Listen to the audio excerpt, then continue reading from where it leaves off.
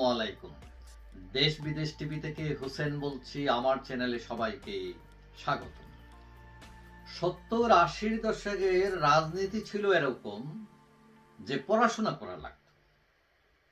গঠনতন্ত্র থেকে শুরু করে দুনিয়া কাঁপানো 10 দিন, বিভিন্ন ইতিহাস, বিভিন্ন বই পড়ে এবং এটার উপর পাঠচক্র হতো।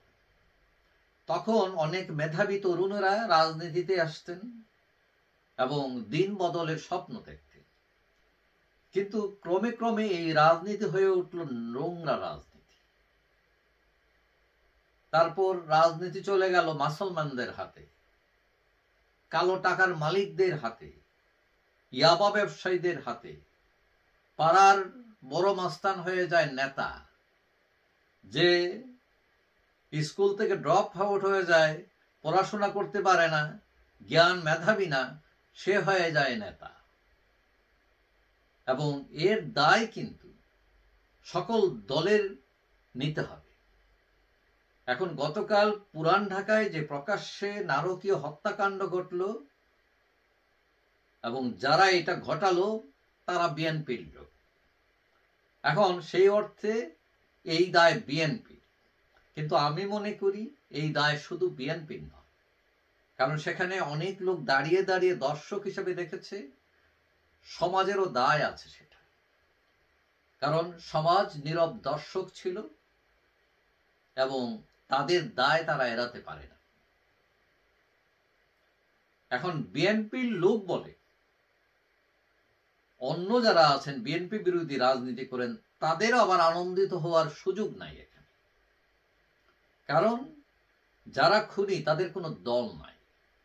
এর খপ্পরে একদিন আপনিও পড়তে পারেন, আপনার পরিবার পড়তে পারে। সুতরাং এখানে খুশি হওয়ার কিছু নেই। এখন সরকার ইতোমধ্যে 5 জনকে গ্রেফতার করেছে। আইনমন্ত্রী আসিফ নজরুল বলেছেন দ্রুত ট্রাইব্যুনালের বিচার করবেন। কথা হলো যে এইসব কেন ঘটছে, এটা রাজনীতির দায় কিনা। এখন বিএনপি ইতিমধ্যেই চাঁদাবাজি, দখলবাজি, বিভিন্ন অপরাধের কারণে তাদের দলের অনেকে বহিষ্কার করেছে। এখন তাই বলে তাদের দায় নেই এটা বলা যাবে না। এখন আপনি বলতে পারেন তো সে আর কি করবে, বহিষ্কার করতে পারে, এর চেয়ে বড় ক্ষমতা তো তার নাই। কথা সত্য, কিন্তু পুরাটা সত্য না। কেননা কারণ চাঁদাবাজি, দখলবাজি, মাস্তানি কারা করে দলের লোকেরা কিন্তু জানে।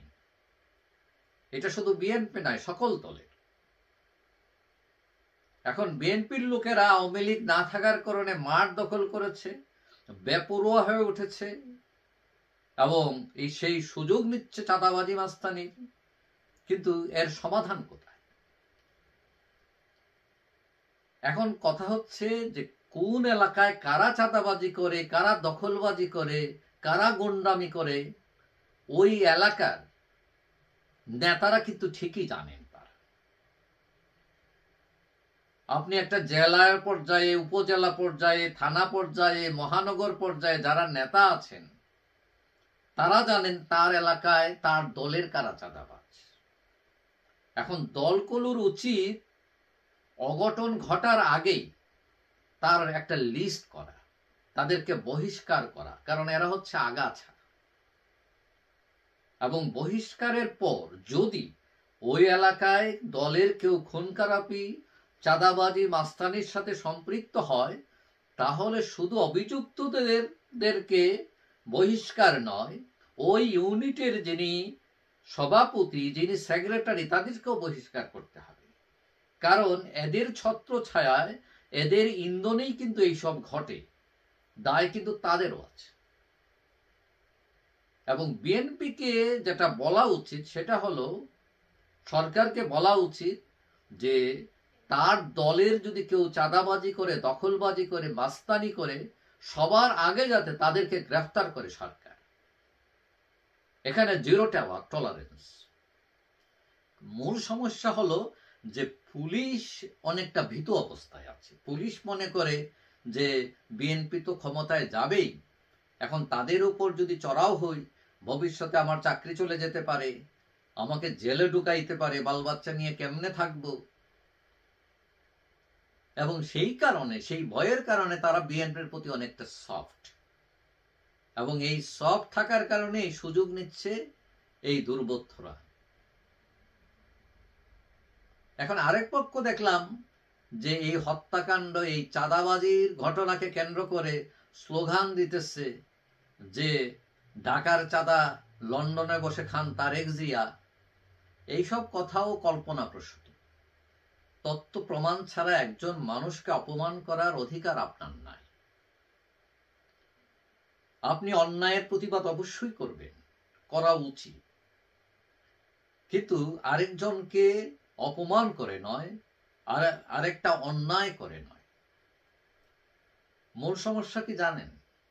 মূল সমস্যা হচ্ছে দলের চাঁদাবাজ কারা, এটা কিন্তু দলের লোকেরা জানে, কিন্তু দলের লোকেরা এদেরকে বের করে দিতে চায় না, এদেরকে দলেই রাখতে চায়। কেন রাখতে চায় জানেন? সেটা বিভিন্ন কারণ আছে। একটা হলো তারা মনে করে যে আমাদের পেশি শক্তি দরকার। এখন বিএনপি মনে করে হঠাৎ করে আওয়ামী লীগ চলে আসলে এদেরকে ট্যাকেল দিতে হলে তো আমার মাস্তান লাগবে। এখন এই যে মাস্তান নির্ভরতা, এইটা থেকে বেরিয়ে আসতে হবে সকল দলের। কারণ পেশি শক্তি দিয়ে আগামীতে আর রাজনীতি হবে না। এতদিন করছেন, ঠিক আছে, আপনি ধরেন এই যে লক্ষ কোটি মানুষের দল আওয়ামী লীগকে এক ধাক্কায় এই যে এনসিপি বৈষম্য বিরোধী, এরা কয়জন, হাতে কয়জন লোক, তারা কেমনে ধাক্কা দিয়ে ফেলে দিল। তারা ফেলতে পারছে কারণ তাদের পিছনে জনশক্তি ছিল। সুতরাং